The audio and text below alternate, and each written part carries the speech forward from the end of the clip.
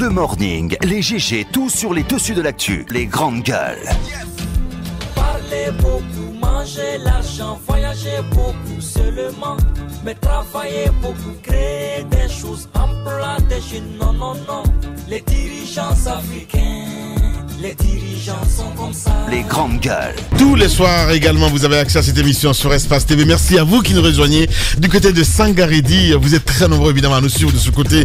Continuez à réagir. Le contact s'affiche juste en bas de l'écran. Soit vous partez sur Twitter, sinon ça se passe sur l'autre numéro de téléphone qui s'affiche juste en bas de l'écran. Avec vous, avec toute l'équipe. Bonjour Abaka Diallo. Bonjour Lamine, bonjour à tous. Bien, bonjour mon cher Roby. Friand de son. Bonjour. Bonjour mon cher Tamba. Bonjour l'ami. Ça va? Bonjour à tous. Bien. La ministre de l'Agriculture était devant la presse hier. Ah ouais, elle était devant la presse hier pour la traditionnelle conférence de presse initiée par le gouvernement. On sait très bien que tous les lundis désormais, il est instruit aux membres du gouvernement, notamment ceux qui occupent les postes ministériels, d'aller devant la presse et comme ça, par voie de presse, expliquer au peuple de Guinée le bilan de leur action. Alors hier, c'était le tour de Madame Camara, Mariam Camara, ministre de l'Agriculture. Elle s'en est plutôt bien sortie parce que hier, elle a expliqué dans les détails, secteur par secteur, les différents engagements du président de la République dans le domaine du développement agricole. Dans le domaine du développement agricole, si je vous fais le pouce, comme pour vous dire. Bah oui. Si, elle a fait un bilan exhaustif des actions présidentielles dans le Moi, je t'ai pas du tout convaincu. Notamment, honnêtement parlant, j'ai regardé à la télé. Oui, vous avez regardé à la télé. Oui. Moi, j'y ai assisté. Vous n'y étiez pas. J'étais présent. S'il vous plaît. Si, attendez. Alors, et donc, vous me provoquez ce matin, les gars, ça va aller dans tous les sens. Je vous le dis. Allez, vas-y. Provoque pas. Bien. Parce que les confrères étaient là. Et donc, ce qui m'a surtout... Moi, je le clame cela. Je le clame cela. Vas-y. Ce qui m'a ça boxe dans ce studio. C'est ça. Bien. Franchement. On va y aller. Oui, bien entendu. Allez-y. On y a l'habitude. On y a l'habitude. Et donc, secteur par secteur, Dame Camara a décliné l'engagement personnel du président de la République dans le développement agricole, notamment la filière de riz, la filière de cacao, la filière d'anacarde, la filière... Oui. Non, pas Tremblant. Oui. La filière de cacao, la filière d'anacarde, la filière de coton, la filière de pommes de terre, avec l'accroissement de la production et la mécanisation de l'agriculture, notamment, je pense que hier, la conférence de presse, de toute façon, ce qui m'a surtout marqué, c'est lors des questions-réponses, les échanges entre les journalistes. Je m'y attendais. La première question était la nature des relations entre Dame Camara et celui qui a assuré l'intérim, à savoir... Parlons du bilan, c'est important. On parle de la conférence de presse, oui, on parle de la conférence de presse. D'abord le bilan, c'est important, mon cher Roby. Les guerres, c'est une comme ça, mais franchement, quand même, quoi. Si tu peux nous épargner de ça ce matin, ça serait bien. Parlons du bilan. Épargner de quoi? Ce que tu dis là, parlons du bilan, Abaka. C'était important, c'était l'un des points saillants de la conférence de presse. Je sais que t'adores ça. Mais allons, parlons du bilan, des chiffres. Pour en revenir donc à cette conférence. Je pense qu'il faut d'abord noter. Moi, je me suis toujours posé la question. Oui. Et ça, puisque le mardi passé, on n'a pas eu l'occasion de revenir sur le passage de Moustapha Mamia. Pourtant, c'était important d'y revenir parce que beaucoup de choses avaient été dites à cette occasion qui n'étaient pas vérifiables, qui n'étaient pas concrètes sur, en tout cas, la pratique des télécommunications par les usagers que nous sommes. Nous constatons tous les jours une nette dégradation des services proposés par différents opérateurs et c'est à se demander est-ce que l'ARPT joue réellement son rôle. Ben, que cela soit dit en passant. Pour revenir à la prestation, de manière générale, je me suis toujours posé la question, Lamine, sur le passage des différents ministres. Comment on arrive à financer ces conférences? C'est une question importante. Parce que si on nous apprend qu'un comité a été mis en place qui serait piloté par le ministre d'État Kiridi et avec une forte implication de notre ministre de la Communication, M. Amara Somparé, et on nous apprend que les financements du passage de chaque ministre sont supportés par le budget du département en question. Ne posez pas la question. Pourtant, est-ce que vous êtes à même de dire aujourd'hui à l'opinion combien ça coûte Combien ça coûte? Non, c'est une question importante. Parce qu'il s'agit aussi des deniers publics. Combien ça coûte le passage, l'organisation d'un passage du passage d'un ministre devant la presse? Combien ça coûte? Comment ça c'est organisé? Est-ce que les fonds destinés aux différentes entités qui participent à ces prestations, est-ce que ces fonds vont et réellement à destination? Ce sont des questions qu'il faut se poser. Bien. Pour revenir à cette prestation, moi je n'ai pas suivi dans l'ensemble. J'ai pu lire dans la presse quelques comptes rendus faits par des journalistes qui y étaient présents. Pour ma part, elle a présenté les chiffres globaux, secteur, sous-secteur après sous-secteur, filière après filière. Ce que je retiens que sur les chiffres, en gros, pour ma part, il n'y a pas eu d'informations, de statistiques mensongères. C'est-à-dire que par exemple, quand on prend le coton, un secteur, une filière qui n'a pas connu le développement souhaité, mais qui a quand même connu un minimum de bons depuis que le président Alpha Condé est là. C'est-à-dire que ce n'est pas le bon, le saut qu'on attendait. Parce que par exemple, lorsque Sidya Touré était Premier ministre, il nous a expliqué comment son gouvernement est parti de 5 000 tonnes à 40 000 tonnes. Aujourd'hui, je ne crois même pas si on en est à 1000 tonnes. Mais il y a quand même un petit bond par rapport à la période d'avant Alpha Condé. Ça, c'est un fait. Et elle a expliqué comment le gouvernement est parvenu à réorganiser la filière ananas, la filière anacarde, avec, c'est vrai, quelques difficultés ici et là, mais il y a quand même quelques résultats qui sont, il faut le reconnaître, timides, mais qui sont ceux qui reflètent la réalité du moment. C'est-à-dire que dans le secteur agricole que nous avons, il n'a pas connu ce grand développement à la hauteur de tout ce qui a été vendu comme initiative, comme projet présidentiel. C'est vrai, mais il y a quand même quelques résultats dans les différentes filières.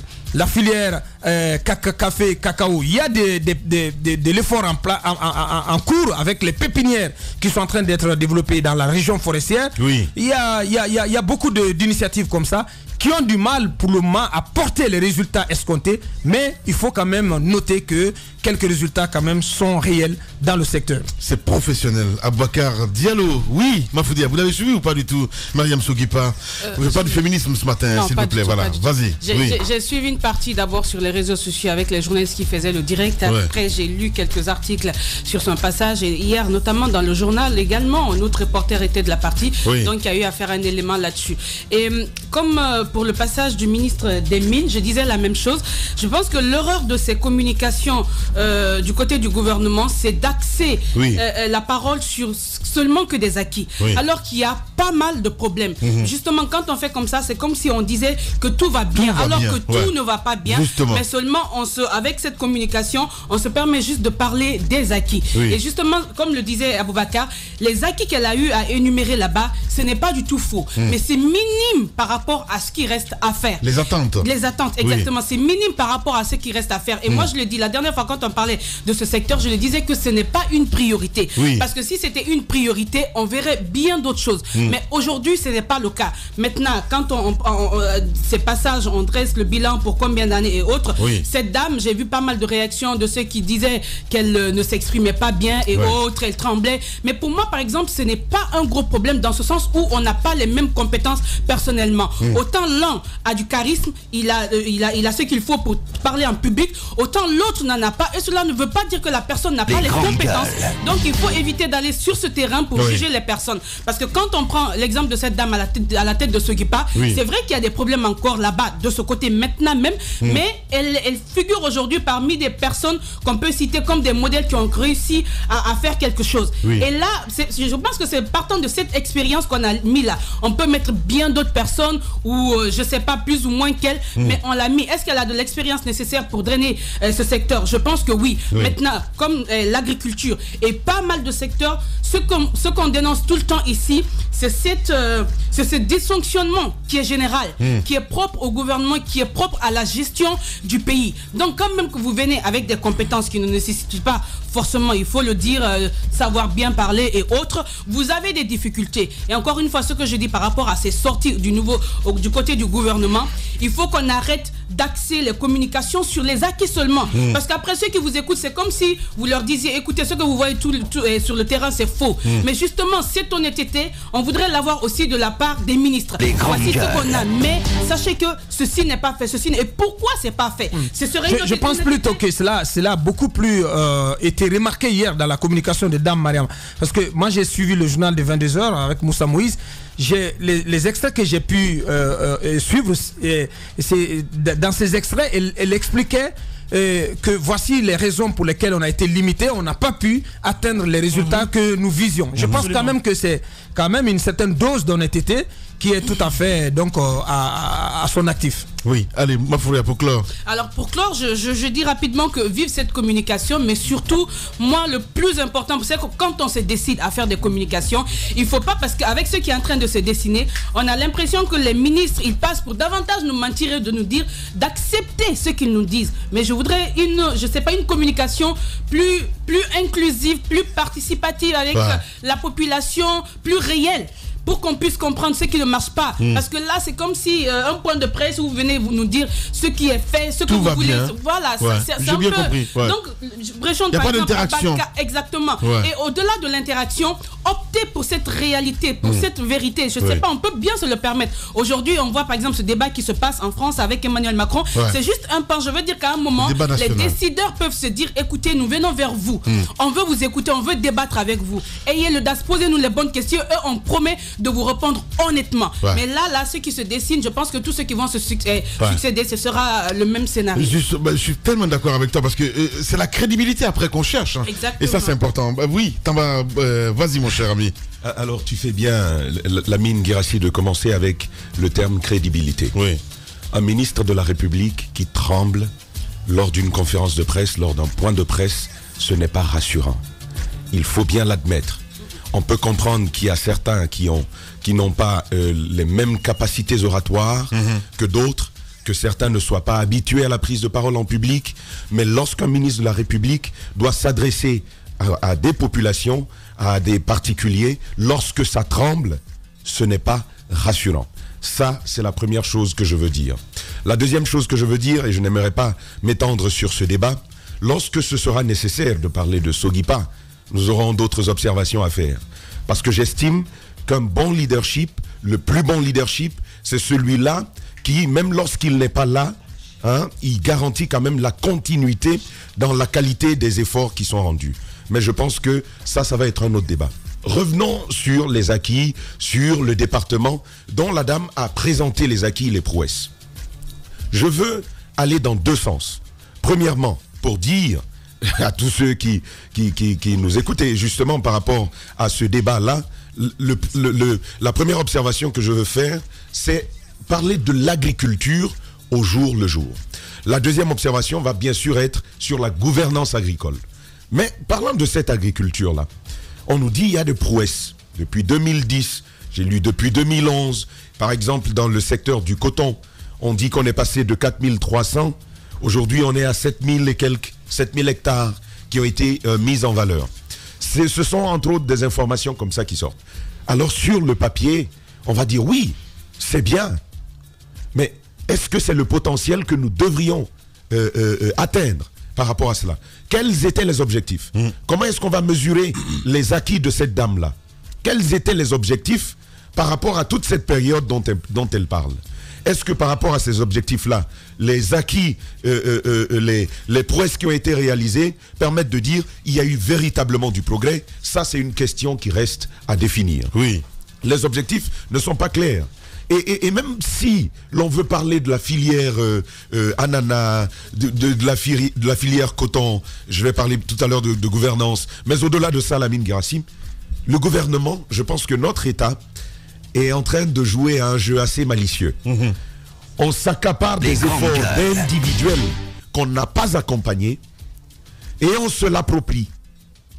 Il y a des gens qui font des efforts dans le domaine agricole. L'État, c'est une continuité, Tamba. Non, je ne parle pas de l'État. Mais non, tu parles d'individualité. Non, mais il y a des individus. Oui. Il faut bien suivre ce que je suis en train de dire. Il y a des individus qui prennent leur argent, qui sollicitent parfois l'État, mais qui ne reçoivent pas l'accompagnement de l'État, qui font des efforts. Tu parles des paysans? Des paysans, bien. Des particuliers comme Roby, qui réalisent quelque chose sur le terrain. Qu'est-ce que l'État fait en retour? Dans le domaine agricole, l'État va revenir et il va dire on a fait ci, on a fait ça. Ils n'ont même pas 100 francs. Je comprends très bien dans ce qui s'est passé. Je vous donne l'exemple de l'ananas. L'exemple du coton, peut-être qu'il y a des coopératives autour de tout cela. Mais les cultures maraîchères dont on parle, vous voulez faire vous voulez faire de la pastèque aujourd'hui, vous voulez faire de la tomate, j'en ai quand même une petite expérience. Vous voulez faire un tas de choses dans ce domaine-là, ce n'est pas l'État qui va vous accompagner. L'État est inexistant par rapport à ça. Il faut quand même le relever. Alors il y a des prouesses, mais les prouesses de qui? De l'État ou des Guinéens simples qui ont fait un travail? Je vous donne un exemple. Il y a des fermes. Dernièrement, on a été obligé d'importer près de 500 000 tonnes de graines de maïs pour pouvoir nourrir les poules qu'on a dans nos grandes gueules. Parce que simplement, côté maïs, ça ne fonctionne pas. Nous qui avons besoin d'1 million de tonnes pour tous nos besoins, on ne peut en produire que 500 000. La moitié est allée se prendre au Sénégal ici, elle est allée se prendre au Mali et ailleurs, pas en Guinée. Alors, c'est pour vous dire que l'agriculture au quotidien, ça ne fonctionne pas nécessairement. Côté gouvernance, et c'est là l'autre préoccupation que j'ai. Comment est-ce que ce département-là, et ça elle ne le dit pas en détail, comment est-ce que le département structure les différentes spécialités dans le domaine agricole en Guinée? Ça, je ne le vois pas dans sa communication. Et là, on attend l'État. On ne dit pas à l'État, viens faire pour nous, mais on dit à l'État, aide-nous à le faire. Structure-le pour nous, accompagne-nous. Mais la dame ne le dit pas dans son allocution. Et deuxièmement, côté gouvernance agricole toujours, vous voulez aujourd'hui savoir ce que nous produisons avec précision, c'est impossible. Il n'y a pas de système de remontée d'informations sur ce que nous produisons. Et donc, on va vous pouvez vérifier les annonces que le président de la République fait, par exemple, dans le domaine agricole. Quand vous prenez ces chiffres-là, vous allez au département, vous prenez les chiffres qu'ils ont, vous allez voir que chacun donne son chiffre selon le besoin. Quand on vous pose la question combien on a fait, on va vous dire, bon, voici ce qu'on a fait. Il faut travailler mieux sur la question agricole.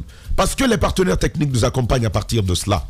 Parce que c'est indicatif des efforts qui nous restent à fournir. Ça, c'est important d'avoir des chiffres. S'il n'y a pas de statistiques fiables, mises à jour continuellement dans le domaine agricole, je pense qu'on ne peut pas dire qu'il y a des acquis, qu'il y a des avancées. Et je termine en disant qu'on est toujours dans les encours. On est en train de faire ceci. On est au stade des pépinières. On est au stade des pépinières. On vous dit, on a fait des pépinières. Mais pépinières, on ne mange pas de pépinières. Allez, ça, ce sont des trucs de la terre. Je veux dire, félicitations à la dame pour avoir sacrifié à cet exercice-là. C'est important de rendre compte de sa gestion, mais je pense qu'il faut orienter désormais, au-delà des communications, on a besoin d'action sur le terrain, c'est le plus important. Bien, Tamba Zakari Minimono, allez-y mon cher Moïse, bonjour. Bonjour. Bien, allez, tu l'as suivi forcément parce que hier c'est passé dans ton journal. Moi je trouve d'abord que, contrairement à ce que j'attendais, elle a quand même tenu, parce que je ne pensais pas qu'elle aurait pu faire un tel exercice, livrer un tel exercice sans que les micros et les caméras ne puissent jouer sur sa timidité et puis le fait qu'elle ne soit pas habituée à parler à la presse. Mais je trouve que pour cet exercice, quand même, c'est un travail qui a été bien fait par elle, le fait de communiquer de cette façon. Ensuite, sur le contenu, moi, ce que je trouve bien avant sa communication, c'est que dans le secteur agricole, il y a quand même quelques agences dont on ne parle pas assez, mais qui regorgent de non-potentialités. Je prends l'exemple de cette agence qui s'occupe de la promotion et du conseil, notamment dans le domaine des semences, l'AMPROCA, qui a un excellent cadre à sa tête et qui connaît bien le domaine agricole. C'est le cas également de la Chambre nationale d'agriculture. Donc chacun y va avec sa compétence. Mais ce qui manque dans le secteur agricole, c'est la coordination. En fait, vous n'avez pas une certaine lisibilité lorsque vous êtes dans ce secteur. Parce que les efforts sont disparates. Les efforts sont éparpillés. On a comme l'impression que chacun y va de son expérience, de ses relations, sans qu'il y ait une véritable coordination. La dame a parlé des efforts qui ont été faits, notamment dans le domaine des semences. Ça c'est vérifiable, par exemple en ce qui concerne le riz. Mais on ne peut pas quantifier tout ça parce que tout simplement, même si nous avons offert à cause d'un excédent de semences 330 tonnes au Libéria et à la Guinée et à la Sierra Leone, mais nous ne pouvons pas aujourd'hui toucher du doigt les retombées de nos plantations, de nos champs de riz dans les différents ménages, parce que tout simplement nous n'avons pas encore une fois d'unité industrielle fonctionnelle des unités rizicoles par exemple pour pouvoir transformer ce riz paddy les grandes riz consommable. C'est vrai que des rizeries, notamment, c'est le thème qui me manquait, donc des rizeries n'existent pas. Les femmes au jour le jour utilisent les moyens rudimentaires que nous connaissons tous les jours. C'est le mortier et le pilon. Donc, du coup, vous ne pouvez pas avoir une certaine quantité, vous ne pouvez pas quantifier toutes les productions. C'est pas un riz paddy qu'on va quand même dire que la Guinée produit telle ou telle tonne par an. Je pense que l'État doit encourager ces initiatives afin que nous puissions au moins avoir quelques statistiques. Et au-delà de ça, dans le domaine du coton, j'ai appris que des efforts sont en train d'être faits afin de mettre en place un comité de gestion, peut-être intérimaire, qui va être proche des populations des cotonculteurs du côté de Cancan, parce qu'on a parlé quand même de ce dossier et elle en a touché un mot lors de sa conférence, parce que ça va permettre à cette délégation de ne pas tout le temps quitter Conakry pour aller à l'intérieur du pays, et également ça permettra à ce comité de connaître les véritables réalités sur le terrain. Maintenant, là où il y a les intrigues, c'est que chacun veut avoir son nom à la tête de la filière coton. C'est là où ça coince. Ouais. Chacun. Ouais. Beaucoup de cadres de la Haute-Guinée au Perché souhaitent que ce soit leur petit qui soit nommé à la tête de la filière coton. On ne pense pas aux conséquences néfastes sur la filière et aux difficultés que rencontrent les cotoculteurs, ces pauvres planteurs qui n'ont rien demandé, qui souhaitent juste qu'il y ait une bonne coordination. On ne pense pas à cela, mais nous sommes dans des jeux d'intrigue au Petit Palais, au Palais Sécotoria, en train de ne pas savoir qui choisir. Voilà, des calculs. Ouais. En même temps, on oublie que la filière est en train de sombrer. Moi, c'est vraiment ce qui me cœur. Je prends le cas de l'ananas. Il y a des variétés qui sont actuellement utilisées dans notre pays. Vous vous rappelez certainement de l'usine Salguidia.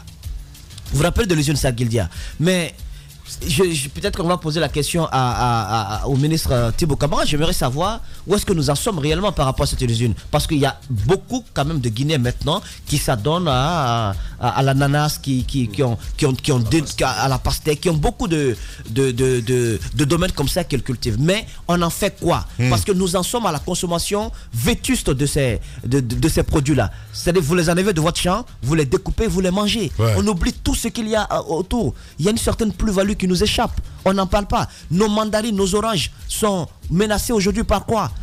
Nos mangues sont menacées. Même Mafoudia me fait pitié quand je vois ça. Ouais. Vous savez pourquoi, Lamine? Mais ces bonnes dames qui vendent nos oranges à la sauvette, elles sont menacées par d'autres femmes qui ont des casiers bien entretenus, des oranges venues de je sais pas de quel pays, mais pas de l'Afrique. Ouais. Ça vient de l'Europe et partout. C'est pas la même saveur. Écoutez, mais c'est pas la même saveur, mais ça a traversé nos frontières et ça coûte moins cher que nos oranges, Lamine. Oui, moi je dis ça pourquoi? Il faut protéger nos paysans. Il faut protéger nos producteurs. Il faut protéger nos agriculteurs. Vous ne pouvez pas encourager le secteur paysan, le secteur rural à se développer si vous laissez les frontières sans faire une sorte de protectionnisme. Tous les États le font. Les États-Unis sont champions là-dedans. Comment mon poulet que j'ai élevé peut coûter moins cher, plus cher que le poulet qui a été bombé par, je sais pas moi, les produits bizarres chimiques. Et c'est ce que tout le monde consomme au centre de métal. Vous les voyez avec leur gros ventre. Ils ne commandent que du poulet importé. Bien. Qu'est-ce qu'on fait de nos poulets? Allez-y, Roby. Il faut une politique de protection de ce que nous avons. Bien. Si vous ne le faites pas, vous enrichissez les paysans étrangers et vous mettez complètement à l'eau tous les efforts qui sont fournis par nos agriculteurs. Eh bien voilà. Je suis d'accord avec Moussa lorsqu'il parle. Il n'est même pas paysan. En plus. Vas-y. Mais bon, c'est un éleveur. C'est un gros éleveur. Je suis éleveur, oui. Ouais, c'est ça. Quoi? Ouais, c'est ça. Oui, c'est ça. Allez-y, Roby. Allez-y, Roby. Oui, bien sûr. Moussa et Tamba, ils élèvent des chiens. Les grandes gueules. Quand même. Ouais, bien sûr. Mais non, pas de l'élevage aussi. Eh ben, c'est de l'élevage. Mais c'est de l'élevage domestique. Mais ce que je voudrais, vas-y, Roby, s'il te plaît. Tu as un marché chinois. Mais à quand même, hein. Ouais, mais. Non, mais vas-y. Ils peuvent avoir un marché chinois. C'était une parenthèse. Enfin, ce que je voudrais voudrais dire, c'est quoi? C'est que, parlant de la protection des produits, je suis tout à fait d'accord avec Moussa. Il y a beaucoup de choses qui m'échoppent en fait. Mais il faudrait que... Ici, c'est bizarre. Et le verre de chien. Eh bien, ça, il manquait plus que ça. Oui, j'ai vu ça. Comment? C'est la race là, c'est du Tchad. Moussa. Non, mais regardez. Bah oui, mais ça, c'est une photo volée. Qu'est-ce que tu racontes? C'est chez moi. Oui. Ce sont des moutons. C'est ce que j'élève. Mec, j'ai été au Mali, la mine, ça m'a permis de prendre. Mais allez-y voir. On commence petit à petit et elles sont en gestation. Bientôt, ça va se multiplier. Bien. C'est comme ça qu'on fait. Il y a le snobisme des fines gueules et la rudesse des gueules de bois. L'infortune des gueules moins propres à la douleur des gueules cassées. Il y a les jeux d'esprit des drôles de gueules, le piquant des amuse-gueules. Mais par-dessus tout, il y a l'audace et la pugnacité des grandes gueules de Radio Espace. Exubérantes et effrénées, rarement politiquement correctes et toujours excessives, les grandes gueules plus que jamais déterminées. Grandes gueules à vie. Seul le Tout-Puissant pourra nous faire taire. Bienvenue chez les GG de Radio Espace Guinée.